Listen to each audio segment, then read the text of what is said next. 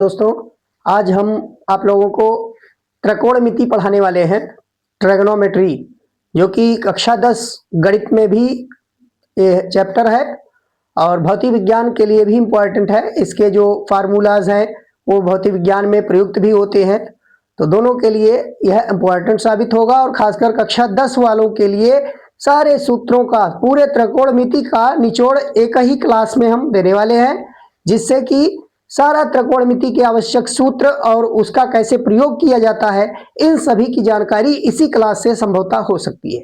तो आइए बिल्कुल बेसिक से हम शुरू करते हैं। त्रिकोणमिति का मतलब क्या हुआ? त्रिकोणमिति जैसा कि ये दो शब्दों से मिलकर बना हुआ है, त्रिकोण और मिति। इसमें दो शब्द दिखाई दे रहे हैं, त्रिकोण प्लस मिति। तो त्रिकोण का मतलब तो समझते ही हो। त्रिकोण मतलब एक ऐसी आकृति जिसमें 3 कोण निर्मित हो रहा हो। तो ऐसी आकृति हम त्रिभुज के बारे में पढ़ चुके हैं, जिसको ट्राइगोन कह सकते हैं, त्रिभुज के बारे में। तो उसी त्रिभुज पर आधारित पूरी त्रिकोणमिति है। अब उस त्रिभुज में जो हमारे लेवल में है, हाई स्कूल लेवल में, वो समकोण त्रिभुज पर आधारित है। समकोण त्रिभुज, तो समकोण त्रिभुज पर आधारित ये पूरी त्रिकोणमिति हमें पढ़ना है। इस समकोण त्रिभुज की उसी पर आधारित उनके भुजाओं में संबंध, उनके कोणों में संबंध या उनके त्रिकोणमितीय अनुपातों में संबंध बताता है यह त्रिकोणमिति। तो आइए इसको बिल्कुल बेसिक से समझने के लिए हम सबसे पहले एक समकोण त्रिभुज में हम उन भुजाओं के नाम जानेंगे, जो कि यहां देखिए समकोण त्रिभुज ABC लिया गया है। यहां समकोण त्रिभुज ABC लिया गया, इसमें एक कोण ये 90 डिग्री का है। भाई वह त्रिभुज जिसका एक कोण 90 अंश हो, उस त्रिभुज को हम समकोण त्रिभुज कहते हैं। तो एक कोण इसमें 90 अंश है, इसलिए इसको समकोण त्रिभुज कहा जाएगा। अब समकोण त्रिभुज में दो जो अन्य कोण बन रहे हैं, ये निश्चित रूप से 90 से छोटे होंगे। ये 90 के बराबर नहीं हो सकते, क्योंकि कोई भी त्रिभुज है उसके 3 अंतः कोणों का योग 180 अंश के बराबर होना चाहिए। तो अगर इन दोनों में कोई अकेला 90 हो जाएगा तो यह त्रिभुज संभव होगा ही नहीं। इसलिए निश्चित रूप से ये दोनों न्यून कोण कहे जाएंगे। कोण ए और कोण सी यहां न्यून कोण होगा। अब इन दोनों न्यून कोण त्रिभुजों के लिए अलग अलग इसमें भुजाओं के नाम लिए जाएंगे। जैसे कहा जाए कोण सी के लिए, तो कोण सी के लिए हम इस भुजा को कहेंगे लंब। ये लंब कहा जाएगा, कोण सी के लिए है लंब। और आधार इसको कहेंगे, इसको कहा जाएगा आधार। ये किस कोण के लिए है? तो हम कहेंगे कोण सी के लिए। ये कोण सी के लिए लंब कहा जाएगा और इस भुजा को हम कहेंगे आधार। लेकिन अगर कोण बदल दिया जाए, अगर हम न्यून कोण ए के आधार पर पूछें कि न्यून कोण ए के लिए लंब कौन होगा, तो न्यून कोण ए के लिए लंब हम इसको कहेंगे, आधार इसको कहेंगे।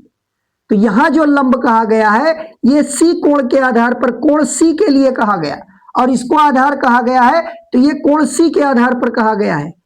न्यून कोण सी के आधार पर इसको हम आधार कहेंगे, इसको लंब कहेंगे। और अगर कहा जाए कोण ए के संगत, कोण ए के संगत, तो इसको लंब कहा जाएगा। भाई कोण ए के संगत यह भुजा लंब कही जाएगी, तब ये लंब होगा। और ये लंब किस कोण के संगत होगा? तो हम कहेंगे कोण ए के संगत होगा। और यहां देखिए इसको तब आधार कहा जाएगा। अब इस भुजा को हम आधार कहेंगे,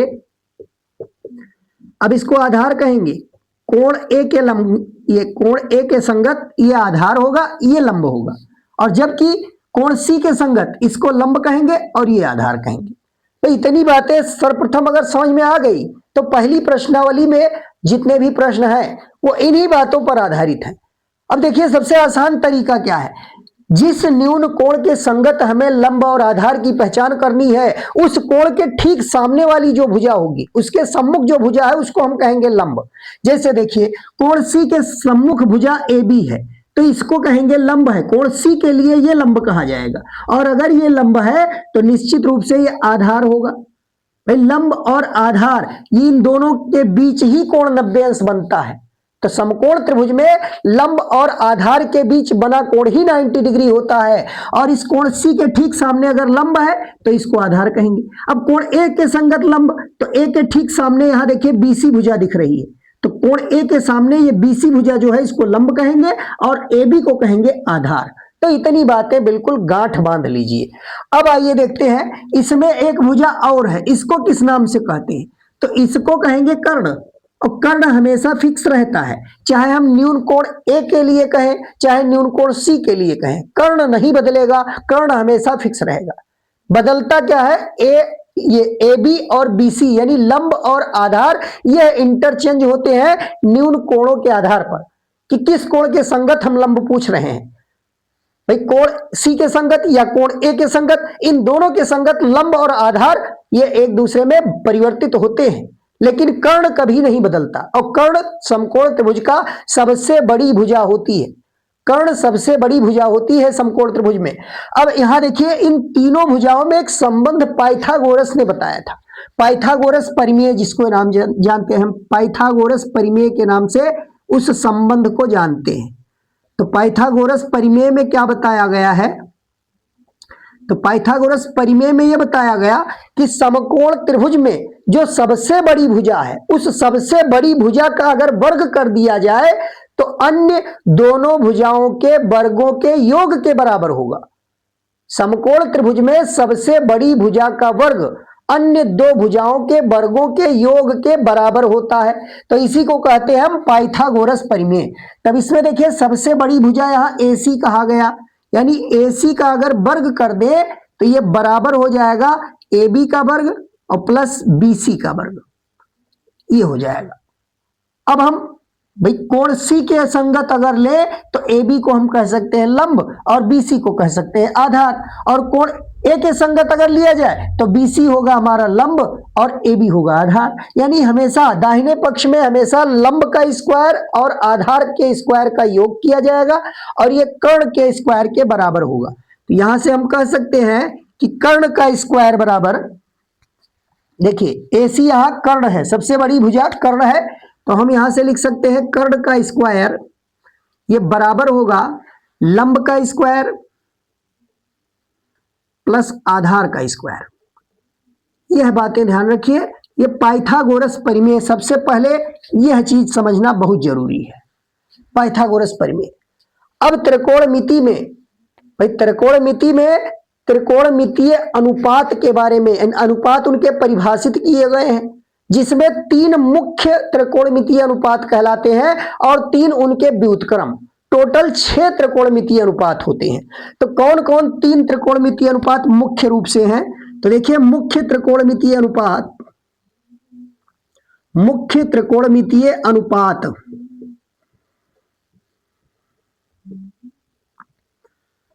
मुख्य त्रिकोणमितीय अनुपात, भाई अनुपात क्यों कहा गया, इनको अनुपात क्यों कहा गया, तो अनुपात इसलिए कहा गया कि समकोण त्रिभुज में किन्हीं दो भुजाओं के बीच के ये अनुपात होते हैं, किसी दो भुजाओं के बीच के अनुपात होते हैं, इसीलिए इनको त्रिकोणमितीय अनुपात कहते हैं। अब त्रिकोणमितीय अनुपात को हम लिखते हैं साइन के रूप में, कॉस के रूप में और टैन के रूप में। 3 इसके मुख्य अनुपात हैं, पहला है साइन और दूसरा है कॉस और तीसरा है टैन।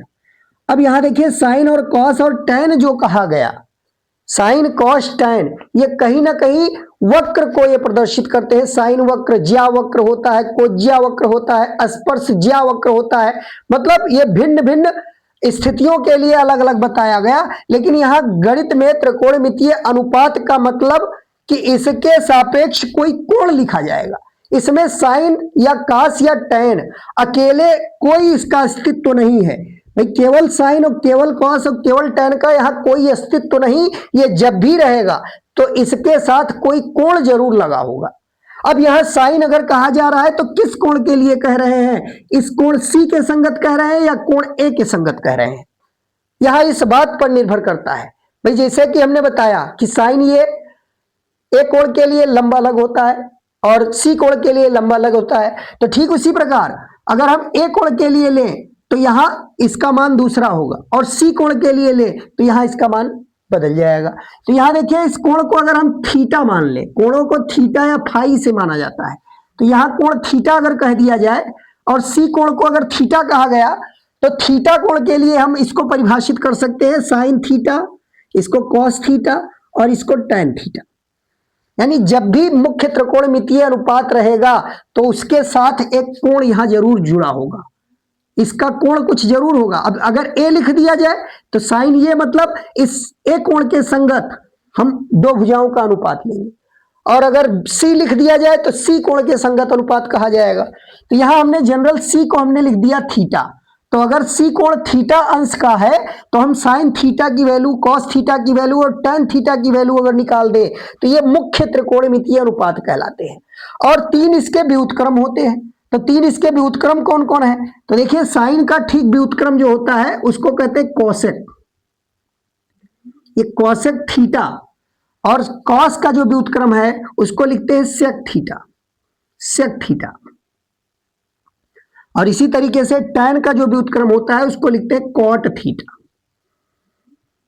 अब जैसा कि पहले ही ये बता दिया गया कि साइन का व्युत्क्रम है कोसेक थीटा, साइन का व्युत्क्रम है कोसेक थीटा, और कॉस का व्युत्क्रम है सेक थीटा, और tan का व्युत्क्रम है कॉट थीटा।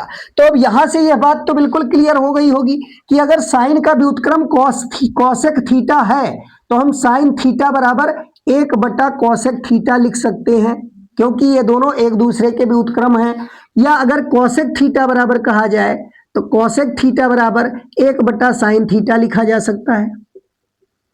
साइन थीटा को 1/कोसेक के बराबर या कोसेक थीटा को 1/साइन थीटा के बराबर लिख सकते हैं।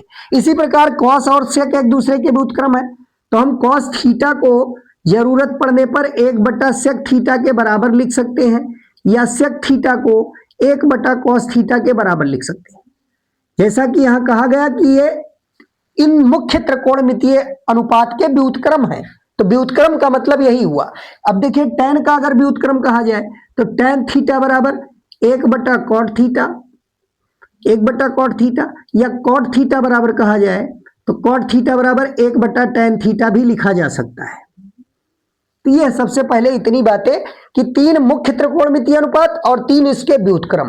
तो व्युत्क्रम का मतलब क्या हुआ कि हम साइन थीटा को 1/कोसेक या कोसेक थीटा को 1/साइन लिख सकते हैं। इसी प्रकार कॉस को सेक में और सेक को tan में चेंज कर सकते हैं, कॉस को सेक में और tan को कॉट में इंटरचेंज किया जा सकता है, क्योंकि ये इनके व्युत्क्रम हैं। अब आइए देखते हैं इस त्रिभुज के आधार पर ये साइन थीटा किन किन भुजाओं का अनुपात होता है।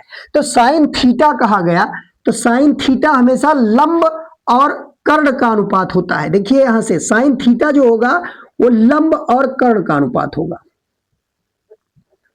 ये जनरल सूत्र हम लिख रहे हैं, थीटा ये भी हो सकता है, ये भी हो सकता है, किसी के लिए भी हो।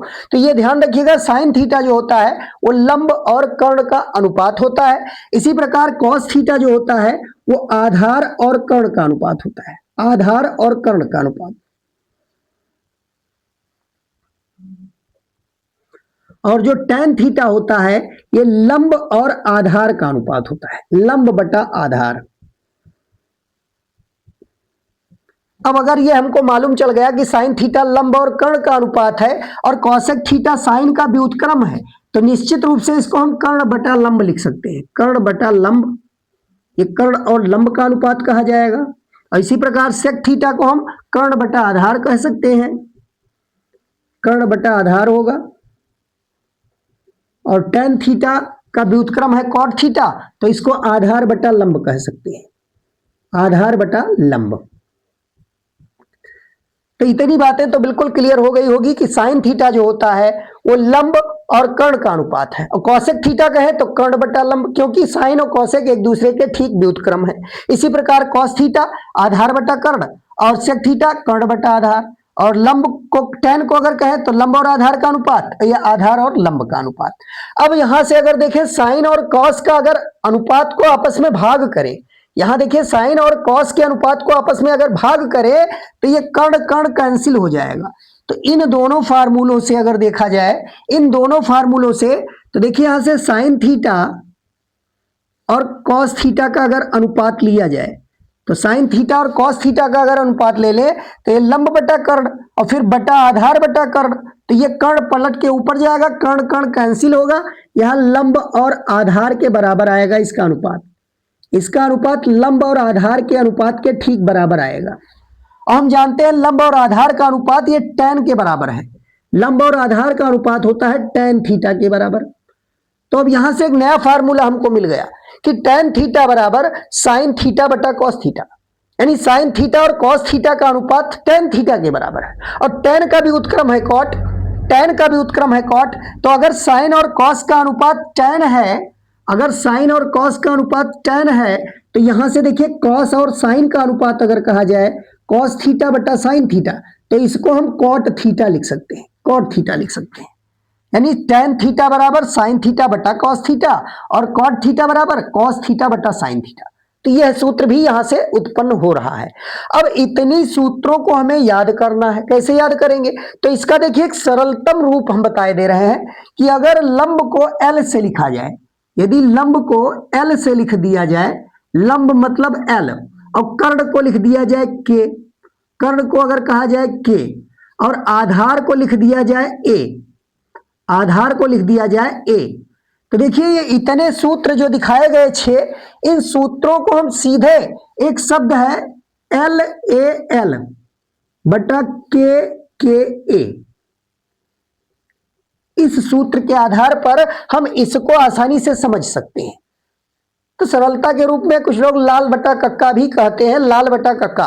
तो इस तरीके से इसका अगर ऊपर से अनुपात देखा जाए तो ये मुख्य त्रिकोणमितीय अनुपात का सूत्र बन जाएगा, और नीचे से उल्टा अनुपात देखें तो ये उसके व्युत्क्रमों का अनुपात मिल जाएगा। जैसे यहां देखिए sin थीटा बराबर लंब बटा कर्ण, तो ऊपर से यहां देखिए पहला ये sin को बताएगा, ये अनुपात sin का बता रहा है, लंब बटा कर्ण।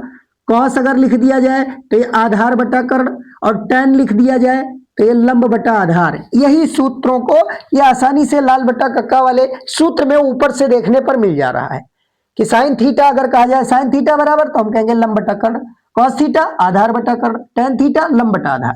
अब इसका रिवर्स पूछा जाए, sin का उल्टा होता है कोसेक, अगर हम कहें कोसेक थीटा या सेक थीटा या कॉट थीटा के बारे में पूछें तो कोसेक थीटा ये कर्ण बटा लंब होगा, और सेक थीटा कर्ण बटा आधार। इसी तरीके से कॉट थीटा आधार बटा लंब। तो इस आधार पर भी हम इसको समझ सकते हैं कि ऊपर से नीचे अगर देखेंगे तो ये साइन कॉस tan का अनुपात हो जाएगा, और अगर नीचे से ऊपर देखें तो ये सेक कॉसेक, कॉसेक सेक और कॉट के अनुपात को प्रदर्शित करेगा। तो इस सूत्र के आधार पर भी हम इन 6 सूत्रों को आसानी से याद कर सकते हैं। और यहाँ देखिए साइन कॉस का अनुपात tan है और कॉस और साइन का यहाँ कॉट है जाएगा। तो इस प्रकार से इन सूत्रों को तो बिल्कुल तैयार कर लीजिए। अब आइए देखते हैं, जैसे मान लीजिए कोई त्रिभुज के लिए एक मान दे दिया जाए, किसी त्रिभुज के लिए एक मान दे दिया जाए और अन्य मानों के बारे में पूछा जाए, तो कैसे निकालेंगे? जैसे हमने कह दिया, एक एग्जाम्पल ले रहे हैं, एक एग्जाम्पल ले रहे हैं कि यदि साइन ए बराबर, यदि साइन ए बराबर, हमने साइन ए का मान ले लिया, साइन ए का मान हमने ले लिया √3/2। हमने कहा यदि साइन ए बराबर √3/2 है तो अन्य त्रिकोणमितीय अनुपातों को ज्ञात कीजिए। अब यह कोई पर्टिकुलर दे सकता है कि cos ए ज्ञात कीजिए, tan ए ज्ञात कीजिए या cosec ए ज्ञात कीजिए। तो यदि sin ए बराबर √3/2 है तो अन्य 5 त्रिकोणमितीय अनुपातों के मान हम एक साथ निकाल सकते हैं। देखिए कैसे निकालेंगे। तो इसके लिए सबसे आसान तरीका तो इसके कोण को ज्ञात करना है, लेकिन कोण वाली बात अभी हमें जानकारी नहीं है। जितना जानकारी है उसी आधार पर हम यहाँ देखिए तुरंत एक समकोण त्रिभुज निर्मित करेंगे, और समकोण त्रिभुज निर्मित करने के बाद निश्चित रूप से ए हम उसी भुजा को लेंगे, हम ए उस शीर्ष को लेंगे कि जो न्यून कोण को प्रदर्शित कर रहा हो। देखिए यहां से हम इस प्रकार से ए हम इस बिंदु को रख देंगे, बी यहां लिख देंगे और सी यहां लिख देंगे। ये समकोण त्रिभुज हम इस प्रकार से बनाएंगे कि न्यून कोण ए ये हमेशा लंब के सामने यहीं पर पड़े। ए बिंदु हमने यहां लिख दिया। अगर सी कहा गया होता तो हम इस तरीके से बना देते, ए यहां लिखते बी, चाहे ए बी सी इस तरीके से लिख सकते हैं। अब यहां साइन ये कहा गया तो हमने ए न्यून कोण सम्मुख, लंब के सम्मुख हमने ए न्यून कोण को दिखा दिया। अब इस कोण के लिए लंब ये कहा जाएगा। और साइन ए मतलब साइन थीटा किसका अनुपात है? लंब और कर्ण का। तो निश्चित रूप से ये लंब होगा, ये कर्ण होगा। तो हम लंब को लिख देंगे √3 और कर्ण को लिख देंगे 2। तो अगर किसी समकोण त्रिभुज में लंब और कर्ण ज्ञात है, आधार नहीं ज्ञात है, तो उसके लिए ये पाइथागोरस प्रमेय बहुत अच्छा काम करेगा। इसी से हम आधार ज्ञात कर लेंगे। तो आधार देखिए यहां से कैसे निकालें। तो आधार का स्क्वायर बराबर, तो कर्ण स्क्वायर माइनस लंब स्क्वायर कर सकते हैं। तो हम यहां से देखिए आधार का स्क्वायर अगर निकालें तो ये कर्ण स्क्वायर माइनस लंब स्क्वायर होगा, कर्ण स्क्वायर माइनस लंब स्क्वायर। और अगर आधार डायरेक्ट ज्ञात करना है तो इस पर अंडर रूट लगा सकते हैं। आधार स्क्वायर बराबर होता है कर्ण स्क्वायर माइनस लंब स्क्वायर, लेकिन आधार बराबर जब करेंगे तो इसका हमें अंडर रूट निकालना पड़ेगा। तो यहां से देखिए आधार हम फाइंड कर सकते हैं। कर्ण का स्क्वायर, तो कर्ण है 2 और 2 का स्क्वायर करेंगे तो अंडर रूट में मिल जाएगा 4, और लंब का स्क्वायर तो √3 का स्क्वायर होता है 3, तो 4 में से 3 घटाएंगे तो 4 में से 3 घटाने पर 1 आएगा, और 1 का वर्गमूल होता है 1। तो यहां से आधार हमको सीधे मिल गया 1। लंब और कर्ण दिया था, आधार हम पाइथागोरस प्रमेय के आधार पर, पाइथागोरस प्रमेय में अगर आधार निकालने के लिए कहा जाए तो लंब को पक्षांतर करके बाईं ओर ले जाओ, स्क्वायर हटाएंगे तो बाईं ओर पूरे पर रूट लग जाएगा। तो उसी नियम के आधार पर हमने आधार बराबर कर्ण स्क्वायर माइनस लंब स्क्वायर करके अंडर रूट करके आधार ज्ञात कर लिया। अब जब तीनों मालूम चल गया लंब कर्ण आधार के बारे में, तो कोई भी त्रिकोणमितीय अनुपात कहा जाए सारे मान आसानी से मिल सकते हैं। अब देखिए यहां से साइन दिया था, अब हम cos a अगर कहा जाए तो cos a बराबर क्या कह सकते हैं, cos a होता है cos a आधार और कर्ण का अनुपात। तो आधार इसमें कितना दिया है 1 और कर्ण कितना दिया है 2, तो हम यहां से आधार बटा कर्ण यानी cos a आ जाएगा 1/2।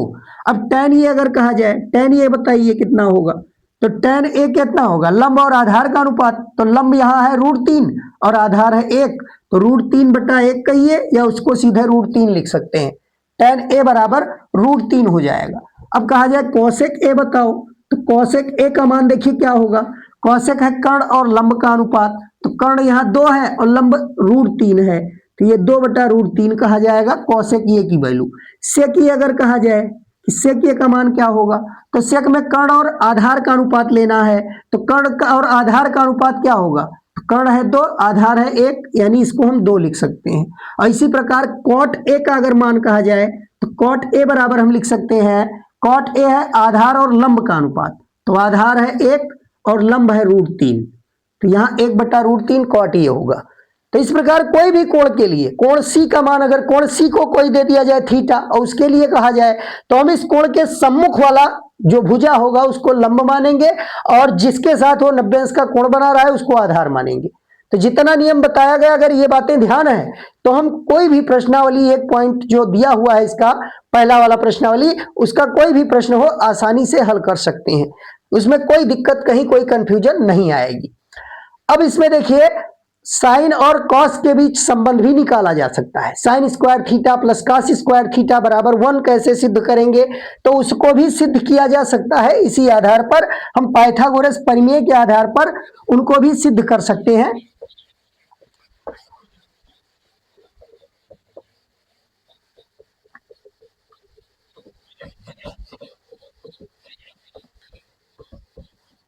देखिए इसके अलावा जो सर्व समीकाएं दी हैं, 3 सर्व समीका भी हैं, उनको भी प्रूव करने के लिए कहा जा सकता है। तो हम इसी समकोण त्रिभुज को ले रहे हैं, समकोण त्रिभुज ABC को ले रहे हैं। समकोण त्रिभुज ABC में हम पाइथागोरस प्रमेय का अगर प्रयोग करें तो पाइथागोरस प्रमेय क्या कहता है, AC का स्क्वायर AC स्क्वायर बराबर ये हो जाएगा AB square plus BC square. ये पाइथागोरस प्रमेय के आधार पर हमने लिखा, समकोण त्रिभुज ABC में ये पाइथागोरस प्रमेय हमने लगा दिया, पाइथागोरस प्रमेय से।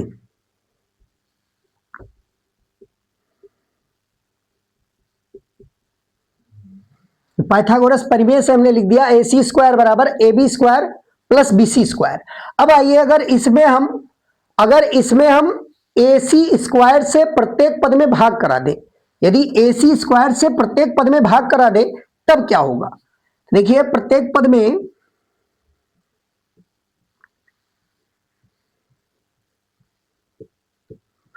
AC स्क्वायर से भाग करने पर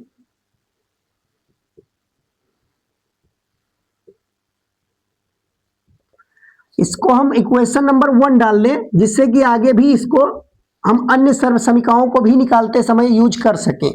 तो यहां प्रत्येक पद में हमने समीकरण 1 की बात की है, समीकरण 1 के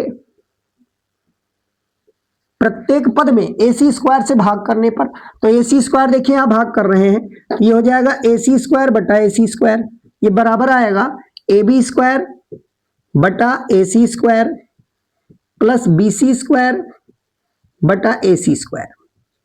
अब यहाँ AC स्क्वायर से AC स्क्वायर कैंसिल हो जाएगा, 1 आ जाएगा। और इसको अब हम पहले लिख रहे हैं। देखिए यहां पर AB क्या है, तो AB अगर देखा जाए तो कोण C के लिए इसको हम लंब कह सकते हैं।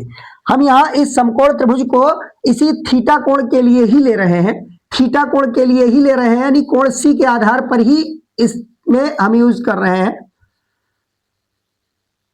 यानी जब कोण थीटा दे रखा है तो हम इसी को मान लें कि कोण थीटा के आधार पर ये लंब है, ये आधार है, और उसी आधार पर हमने ये पाइथागोरस प्रमेय लिख दिया। और यहां देखिए AB स्क्वायर बटा AC स्क्वायर, यानी लंब का स्क्वायर, और यहाँ AC क्या है, AC है कर्ण का स्क्वायर। तो लंब बटा कर्ण के स्क्वायर को हम क्या लिख सकते हैं, इसको हम पहले लिख दें, तो ये हो जाएगा AB बटा AC का स्क्वायर प्लस इसको लिख सकते हैं BC बटा AC का स्क्वायर। ये बराबर 1 लिखा जा सकता है क्योंकि ये 1 के बराबर था। अब देखिए लंब बटा कर्ण, तो लंब और कर्ण का अनुपात पीछे बताया जा चुका है कि लंब और कर्ण का जो अनुपात होता है उसको हम साइन कहते हैं, और ये थीटा कोण के लिए कहा जा रहा है, तो इसको हम साइन थीटा लिख सकते हैं। AB बटा AC को हम साइन थीटा लिख सकते हैं, और स्क्वायर लगा हुआ है तो इस पर स्क्वायर लगा देंगे, प्लस BC बटा AC, तो BC आधार है, AC कर्ण है, तो आधार बटा कर्ण को cos थीटा लिखा गया था, तो इसको अब हम cos थीटा लिख सकते हैं, और स्क्वायर लगा है तो यहां पर स्क्वायर लगाएंगे। भाई cos स्क्वायर थीटा का मतलब यही हुआ कि cos थीटा का होल स्क्वायर। भाई इसमें cos और थीटा अलग अलग नहीं है, ये हमेशा साथ रहेंगे, तो यहां हमें थीटा पर स्क्वायर लगाने की कोई जरूरत नहीं। cos स्क्वायर थीटा का मतलब ही cos थीटा का होल स्क्वायर ही कहा जाएगा इसको। तो यहां देखिए 1 के बराबर ये पहली सर्वसमीका हमको प्राप्त हो गई, पहली सर्वसमीका यहां से प्राप्त हो गई। अगर हम AC स्क्वायर से भाग करें तो पहली सर्वसमीका यहीं पर मिल जाती है। अब इसी प्रकार से अब की बार हमें दूसरा पद AB स्क्वायर से भाग करा दे समीकरण 1 में। देखिए यदि समीकरण 1 में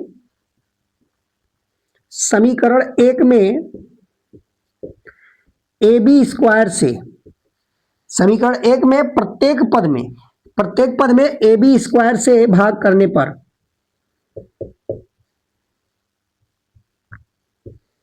तो अगर हम AB स्क्वायर का भाग कर दें तो यहां से देखिए क्या मिलेगा, AC स्क्वायर बटा AB स्क्वायर बराबर दूसरा आ जाएगा AB स्क्वायर बटा AB square plus BC square बटा AB स्क्वायर। अब इसमें देखिए ये वाला पद कैंसिल हो जाएगा, इसकी जगह पर हम 1 कह सकते हैं, और इसको पक्षांतर करके बाईं ओर ले आइए। तो यहां देखिए इसको पक्षांतर कर लिया जाए, हम इसी पद को यहां लिख रहे हैं, तो यहां देखिए ये हो जाएगा AC स्क्वायर बटा AB स्क्वायर, यहां हम AC बटा AB का होल स्क्वायर इसको कह सकते हैं, AC बटा AB का होल स्क्वायर, और ये बाईं ओर लाएंगे तो ये हो जाएगा BC बटा AB का होल स्क्वायर, और ये बराबर आ जाएगा 1 के। अब यहां देखिए AC और AB का अनुपात, तो AC है कर्ण और AB क्या है, AB है लंब, तो कर्ण बटा लंब क्या होगा, भाई लंब बटा कर्ण साइन है, तो कर्ण बटा लंब क्या होगा, कर्ण बटा लंब होगा कोसेक, तो इसको लिख सकते हैं कोसेक स्क्वायर थीटा। इसी प्रकार BC आधार है और AB है लंब, तो आधार बटा लंब क्या होगा, तो लंब बटा आधार tan होता है, और आधार बटा लंब कहें तो ये कॉट कहा जाएगा, कॉट स्क्वायर थीटा, ये बराबर 1 आ जाएगा। इसको हम दूसरा सर्वसमीका कह सकते हैं, ये त्रिकोणमितीय अनुपात के लिए दूसरी सर्वसमीका है। सर्वसमीका का मतलब यही हुआ जो प्रत्येक कोणों के लिए सत्य हो, थीटा का मान कुछ भी हो सकता है। जैसे यहां देखिए थीटा की जगह पे अगर a है दोनों जगह, तो साइन स्क्वायर ये प्लस cos स्क्वायर ये बराबर 1 होगा। थीटा की जगह पे मान लीजिए यहाँ a/2 है, तो sine square a/2 plus cos square a/2 का मान भी 1 ही कहा जाएगा। यानी थीटा की जगह पर कोई भी कोण रख दिया जाए तो साइन स्क्वायर और उस कोण का दोनों यहां समान होना जरूरी है। अगर यहां साइन स्क्वायर 2a और प्लस cos स्क्वायर 2a है तो इसका मान भी सदैव 1 के बराबर होगा। यानी थीटा किसी भी कोण, कोई भी कोण थीटा की जगह पर रख दे तो सर्वसमीका का मतलब जो सभी पर लागू हो, तो इसीलिए ये दो मुख्य सर्वसमीका ये हो गई। और तीसरी देखिए कैसे मिलेगी, तो अब हमने पहले कर्ण से भाग किया, फिर लंब से भाग किया, अब की बार आधार स्क्वायर से भाग करेंगे, यानी बीसी स्क्वायर से प्रत्येक पद में भाग कर दीजिए। समीकरण एक के प्रत्येक पद में, समीकरण एक के प्रत्येक पद में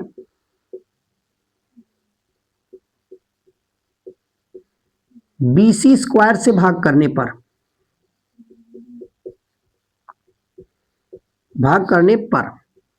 देखिए क्या होगा बीसी स्क्वायर से भाग कराएंगे जब, तो यहां देखिए पहले हो जाएगा एसी स्क्वायर बटा बीसी स्क्वायर, इसी प्रकार से ए बी स्क्वायर बटा बीसी स्क्वायर,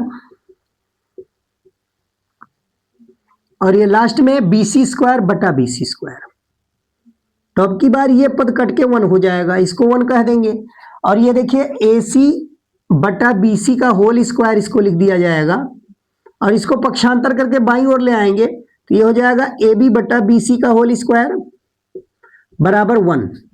अब यहां से देखिए ए सी और बी सी का अनुपात, तो ए सी है कर्ण और बी सी है आधार, तो कर्ण और आधार का अनुपात, भाई आधार और कर्ण का अनुपात कॉस होता है, और उल्टा अगर कह दिया जाए कर्ण बटा आधार तो ये हो जाएगा सेक, इसको हम लिख सकते हैं सेक स्क्वायर थीटा। और यहां देखिए ए बी लंब है और बी सी क्या है, तो बी सी आधार है, तो लंब और आधार का अनुपात tan होता है, इसको tan स्क्वायर थीटा कह सकते हैं बराबर 1। ये तीसरी सर्वसमीका हो गई। अब सर्वसमीका मतलब हर तरह से इनको हम पलट के इस्तेमाल कर सकते हैं। यहीं से भाई पहली सर्वसमीका को चाहे sine square theta plus cos square theta बराबर 1, या इसको पक्षांतर करें तो साइन स्क्वायर थीटा बराबर 1 माइनस कॉस स्क्वायर थीटा भी लिख सकते हैं, या कॉस स्क्वायर थीटा बराबर 1 माइनस साइन स्क्वायर थीटा भी लिखा जा सकता है। ठीक इसी प्रकार इसको पक्षांतर कर दे तो कॉसेक स्क्वायर थीटा बराबर 1 प्लस कॉट स्क्वायर थीटा होता है, भाई कॉसेक स्क्वायर थीटा ये 1 प्लस कॉट स्क्वायर थीटा के बराबर होता है, या हम कॉट स्क्वायर थीटा को उधर ले जाए 1 को इधर ले आए तो कॉट स्क्वायर थीटा बराबर कॉसेक स्क्वायर थीटा माइनस 1 भी लिख सकते हैं। ठीक इसी प्रकार सेक स्क्वायर थीटा बराबर 1 प्लस tan स्क्वायर थीटा, या tan स्क्वायर थीटा बराबर सेक स्क्वायर थीटा माइनस 1, हम इधर उधर पक्षांतर करके भी इसको प्रयुक्त कर सकते हैं। तो ये 3 मुख्य सर्वसमीकाएं होंगी। अब आइए 0 से और 90 अंश तक, 0 से 90 अंश तक हमें इन त्रिकोणमितीय अनुपातों के मान को याद रखना आवश्यक है। तो उन मानों को कैसे याद रखें, वह मान बहुत जरूरी है, उनको याद कर लीजिए। तो यहां हम देखिए लिख रहे हैं त्रिकोणमितीय अनुपात, इसमें हमने लिख दिया त्रिकोणमितीय अनुपात, और यहां भिन्न भिन्न हम कोण लिख रहे हैं, 0 अंश, 30 अंश, 45 अंश, 60 अंश और 90 अंश। अलग अलग हम यहां कोणों के बारे में लिख सकते हैं। देखिए 0 अंश लिख दिया हमने, ये 30 अंश लिख दिया, 45 अंश, ये 60 अंश और ये 90 अंश। कम से कम इतने मान तो याद होने ही चाहिए, बाकी तो सूत्र के आधार पर हम निकाल सकते हैं। अब यहां देखिए पहला त्रिकोणमितीय अनुपात हमने लिख दिया है साइन, दूसरा लिख दिया कॉस, तीसरा लिख दिया tan, और फिर कॉसेक, सेक और ये कॉट। अब इनके भिन्न भिन्न कोणों के आधार पर इनके मान कैसे निकालें, तो इसमें मात्र एक याद कर लीजिए और बस ट्रिक से सारे मान बाकी भरे जा सकते हैं। जैसे देखिए पहला अगर साइन वाला याद है, साइन 0 अंश का मान होता है 0, साइन 30 अंश का मान होता है 1/2, साइन 45 अंश का मान होता है 1/√2, साइन 60 अंश का मान होता है √3/2 और साइन 90 का मान 1। इतना केवल याद करना है और बाकी इसी का रिवर्स करते चले जाओ। देखिए साइन को पीछे से उल्टा करते चले आओ, यानी जो यहां साइन 90 का है वही कॉस 0 का होगा, जो साइन 60 का है वही कॉस 30 का होगा, और जो साइन 45 का वही कॉस 45 का होता है, और जो 30 साइन में वो कॉस 60 का होगा, और जो साइन 0 का वो कॉस 90 का। तो इसी का उल्टा लिखते चले आए, पीछे से आगे की ओर इसको लिखते चले जाए तो ये कॉस के 0 से 90 अंश तक के मान निकल आएंगे। अब आगे देखिए tan का निकालना है, तो हमने एक सूत्र पढ़ा था, साइन थीटा और कॉस थीटा का अनुपात tan होता है। तो साइन वाला मान और कॉस वाले मान का अनुपात निकालते चले जाओ, यानी 0/1 करेंगे तो ये 0 आ जाएगा, 1/2 को √3/2 से भाग करेंगे तो 1/√3 आएगा, 1/√3। इसी तरीके से ये दोनों समान राशियों का अनुपात 1 आ जाएगा, √3/2 को 1/2 से भाग करेंगे तो यहाँ √3 आएगा, और 1 को 0 से भाग करने पर अनंत मिल जाएगा, अपरिभाषित भी कह सकते हैं। अब कॉसेक साइन का भी उत्क्रम है, तो साइन का भी उत्क्रम ले लेंगे, साइन के जितने भी मान है उनका भी उत्क्रम ले लीजिए, कॉसेक के सारे मान मिल जाएंगे। जैसे साइन 0 का भी उत्क्रम कहेंगे तो ये अनंत हो जाएगा, 0 का भी उत्क्रम अनंत, 1/2 का भी उत्क्रम 2/1 यानी 2, ऐसे 1/√2 का भी उत्क्रम तो यहाँ √2 लिख सकते हैं, √3/2 का भी उत्क्रम तो ये 2/√3 कह सकते हैं, और 1 का भी उत्क्रम 1 ही होगा। अब सेक जो है वो कॉस का भी उत्क्रम है, कॉस के मानों को उलटते चले जाओ, 1 का भी उत्क्रम 1, √3/2 का भी उत्क्रम तो 2/√3, 1/√2 का भी उत्क्रम √2, 1/2 का 2/1 यानी 2, और 0 का भी उत्क्रम ये अनंत होगा। और कॉट का तो ये tan का भी उत्क्रम है, tan के मानों को उलट दो तो कॉट का मिल जाएगा, तो tan के मानों को उलटने पर कॉट मिलेगा। तो 0 का भी उत्क्रम यहाँ अनंत कह देंगे, ये 1/√3 का √3, 1 का भी उत्क्रम 1, √3 का 1/√3, और 1 का भी यहाँ अनंत है, अनंत का भी उत्क्रम 0 हो जाएगा। तो इन मानों को ध्यान रखना जरूरी है। देखिए इनको हम सेपरेट कर दें,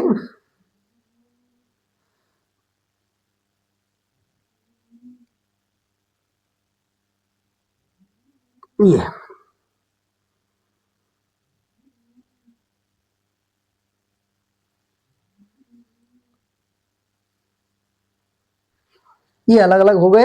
इन मानों को बिल्कुल याद कर लीजिए। इसके अलावा देखिए कुछ सूत्र है, अगर वह सूत्र भी याद है तो समझ लीजिए ये बिल्कुल सोने पे सुहागा हो जाएगा आपके लिए।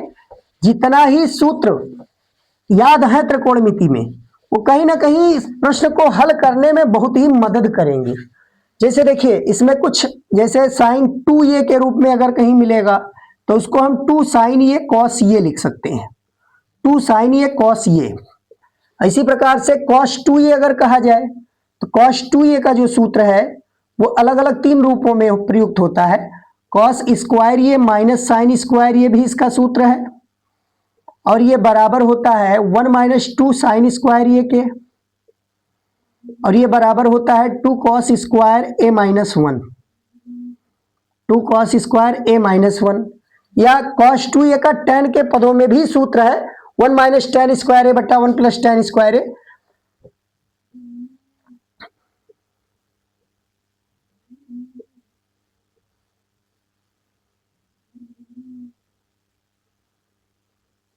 तो ये 4 सूत्र ये हो जाएंगे।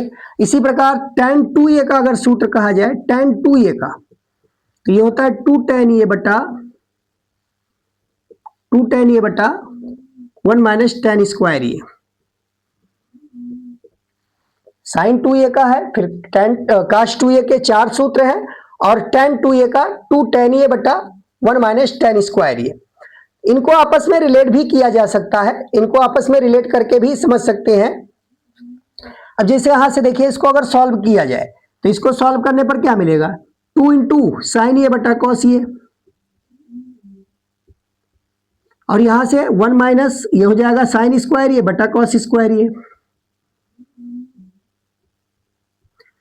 यहां अगर सॉल्व किया जाए तो ये 2 sin a बटा cos a, और नीचे हो जाएगा cos square a minus sine square a, और बटा नीचे आ जाएगा cos स्क्वायर a। अब कहीं ना कहीं देखिए यहां से cos से एक स्क्वायर कैंसिल हो जाएगा, और ये पलट के जाएगा जब तो ये 2 sin a cos a हमें अंश में मिल जाएगा, 2 sin a cos a, और नीचे आ जाएगा cos square a minus sine square a। अब जैसा कि हम पढ़ चुके हैं उन्हीं सूत्रों से ये निर्मित है, अलग से नहीं आया है। 2 sin a cos a ये sin 2a का सूत्र है, और cos square a minus sine square a ये cos 2a का सूत्र है, यहाँ पहला ही सूत्र दिया गया। तो ये sin 2a बटा cos 2a, तो sin 2a cos 2a का अनुपात क्या आएगा, tan 2a के बराबर। तो इसी प्रकार से हम 2 tan a बटा 1 - tan स्क्वायर a अगर लिखा है तो tan 2a कहेंगे, और sin 2a का इसी रूप में एक सूत्र है 2 tan a बटा 1 + tan स्क्वायर a। अगर यहां 2 tan a बटा 1 + tan स्क्वायर a लिखा हुआ है तो ये निश्चित रूप से sin 2a का है, और ये tan 2a का है। तो इन सूत्रों को भली भांति बिल्कुल याद कर लीजिए। और इसके अलावा देखिए, इसके अलावा कौन कौन है, साइन इंटू ए माइनस बी और साइन इंटू ए प्लस बी के, तो इसको लिख सकते हैं sign A cos B plus cos A sine B, और दूसरा साइन इंटू ए माइनस बी, ये हो जाएगा, अब यहां बीच में माइनस लग जाएगा बस, साइन ए कॉस बी, यहां बी होगा, ये sign A cos B plus cos A sine B, और इसमें sign A cos B minus cos A sine B. और फिर अगला देखिए कॉस इंटू ए प्लस बी, तो ये हो जाएगा कॉस ए कॉस बी, और यहां प्लस है तो इसमें माइनस रहेगा, माइनस साइन ए साइन बी। और कॉस इंटू ए माइनस बी अगर कहा जाए तो ये हो जाएगा cos A cos B plus sign A sine B. और फिर tan इंटू ए प्लस बी, ये हो जाएगा tan ए प्लस tan बी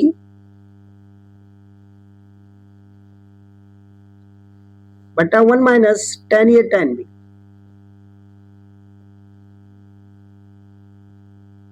ठीक इसी प्रकार अगर यहां माइनस लिख दिया जाए tan इंटू ए माइनस बी, tan इंटू ए माइनस बी, ये हो जाएगा tan ए माइनस tan बी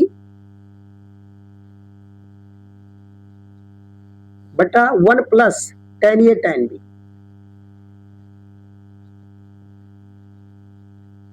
ये फार्मूले भी प्रयुक्त किए जा सकते हैं